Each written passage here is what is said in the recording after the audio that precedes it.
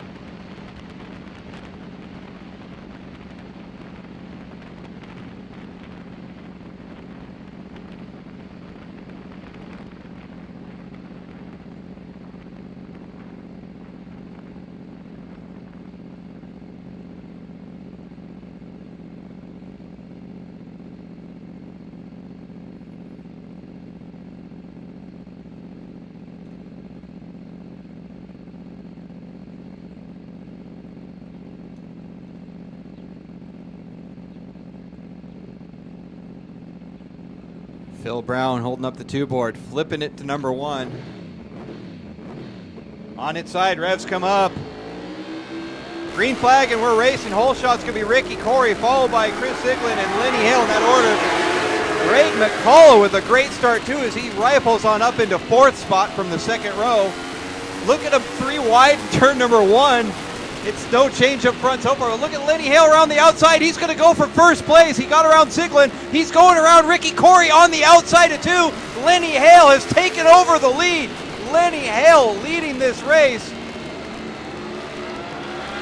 The next wave starts. Sorry, I didn't pay much attention. We got some action up front as Lenny Hale is now starting to put a little bit of a gap on Ricky Corey. But what I've seen of Ricky Corey in the past is he takes a lap or two to really get up to speed and then just starts dominating. So Ricky, I don't think, is worried right now. And the other question is, has Lenny let his tires last the distance? Lenny has been able to run these very fast laps up front before, but his tires weren't able to keep up. He's running a slightly different compound than Ricky Corey is, both on Dunlop, so we'll see how this works out. Lenny Hale right now with just a spectacular move around the outside of 2. Has opened up a 10 bike length lead. Chris Siglin all over that. He's making a move on Ricky Corey right now. This is for second place. He settles back into third place. Not the place he wanted to come around. Ricky, oh, and down goes Hale. Hale has a bit of a high side out of turn number 11. He's okay though. He runs over to the bike to try to get it out of the way. Lenny Hale is out of the equation. Ricky Corey's back out front. Chris Siglin all over the back of him coming into turn 14. Again, Lenny Hale is up and okay. He got flicked from the bike on what I call the most gentle of high sides I've seen in a while. I think he may have actually landed on the bike. Ricky Corey pass start finish. Chris Siglin right on the rear wheel of him. Number 4, Jason Laritzen up in third place. And I believe that's Greg McCullough still in fourth. Siglin, and we've heard this time and time again, Siglin and Corey and Siglin. Corey leading Siglin right now. This is Dunlop versus Pirelli out there. Ricky Corey on the Dunlops, Chris Siglin on the Pirellis, and those two are turning identical lap times.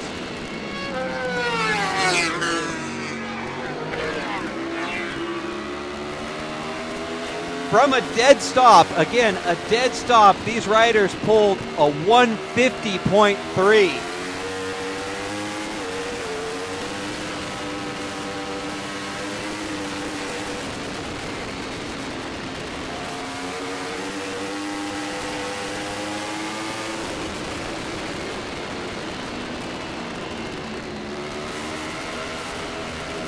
Chris Siglin all over the back of Ricky Corey, still heading in turn number 10.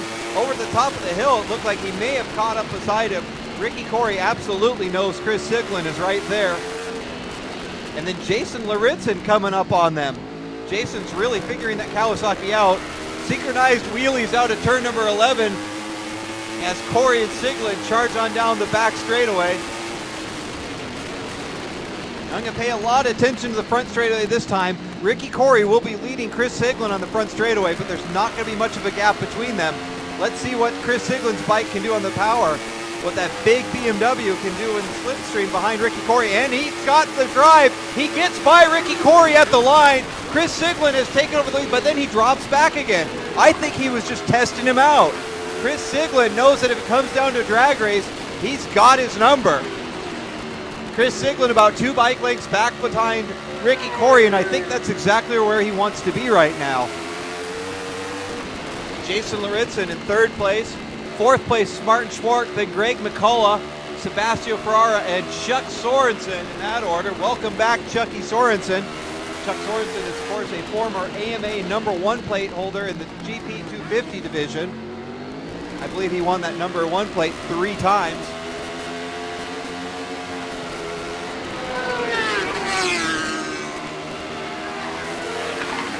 I actually remember seeing Chuck Sorensen race at Laguna Seca back in the day.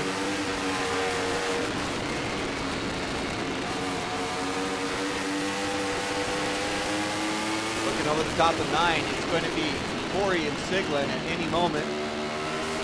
And there they are, and they are still close. And that looks to me like it's Siglin still just behind him, but not by much. Chris Siglin carrying a lot of speed. Ricky Corey right in front of him. And I think this is where both riders want to be. I think Ricky likes to lead from the front. Chris Siglin likes to just kind of settle in and let Ricky kind of do all the work and wait for maybe a last lap pass. Cross flags are out. This is halfway to race number 6. Race number 6 is Formula 1. And again, Chris Siglin pulls up side by side.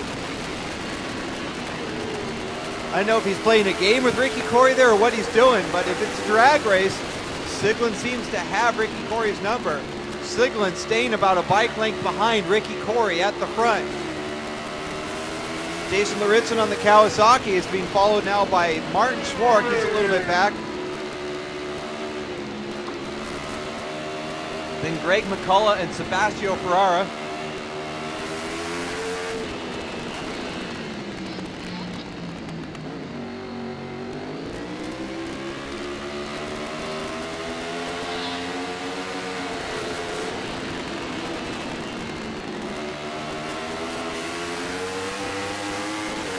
So checking the last lap we had here.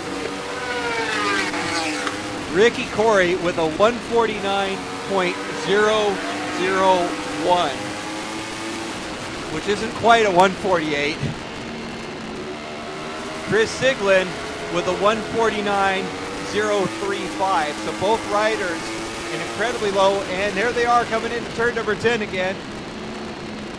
If they keep pushing them, they're going to drop into the 48s this lap. Siglin just all over the back of Ricky Corey.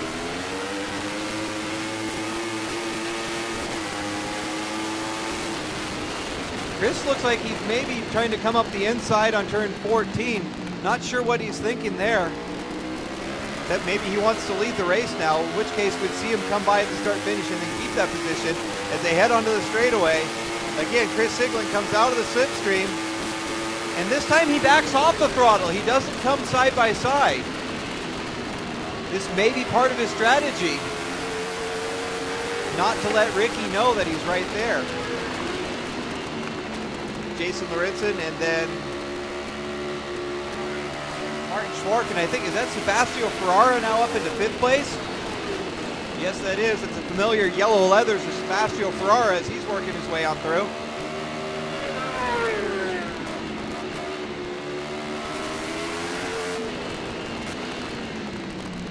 Jokingly come up with a nickname for Sebastian Ferrara, and that's Seabass. Somehow that reminds me of the movie Dumb and Dumber. I believe that was one of the characters' names in the diner.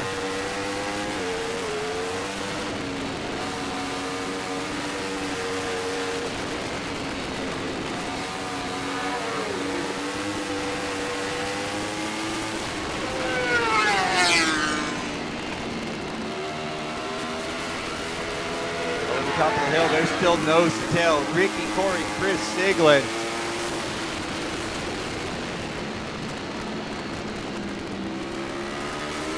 I wish Jeremy Toy was up here right now too.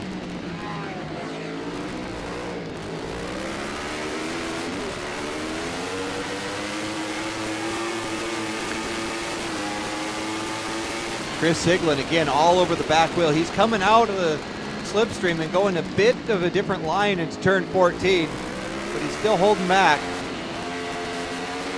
Onto the front straightaway again. It's Corey leading Siglin. White flag, second call, race number 6, Formula 1, second call. Chris Siglin again did not try to come out of the slipstream. He just stayed right back there in second place. I got to think right now he's leaving it all for that final lap, for the final turn. He's going to try to make a move on that straightaway, and it may or may not work. He's going to have to get an absolutely ideal drive out of turn 15. Different lines through turn number 3. Corey with a little bit wider of a line. Siglin just staying tucked right on him. Chris has really got that BMW figured out right now. They look so smooth and so steady. He's taking slightly different lines than Ricky Corey, and I believe that that's so that he's not going to run into him as he just keeps on the throttle. He doesn't want to have to back off his pace at all.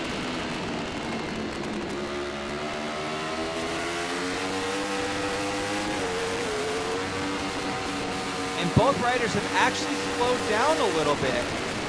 Maybe Ricky's actually toying with Chris a little bit and slowing down to see if Chris is going to try to come on by. That last lap, they were actually a full second slower, and there's nothing to account for that except maybe strategy. Coming into turn number 10, still nose to tail, Corey Siglin.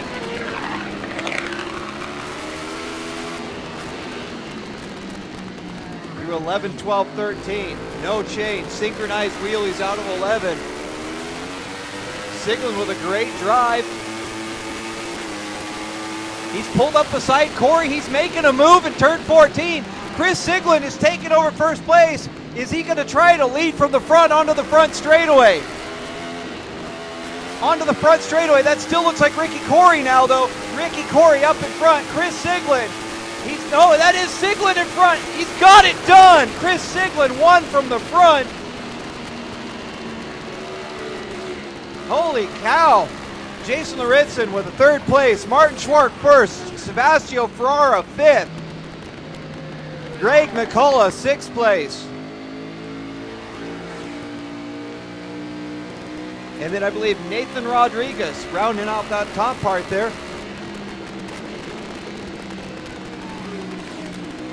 Chuck Sorensen, and now final call. Final call, race number 6, Formula 1. Final call.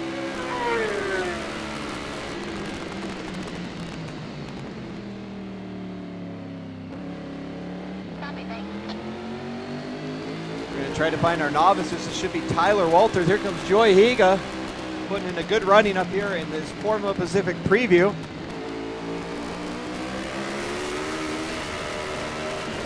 And there he is. That's Tyler Walters taking the lead for the novices. We are on your final call, race number 6, Formula 1. Brought to you by Shirai Batteries. Final call.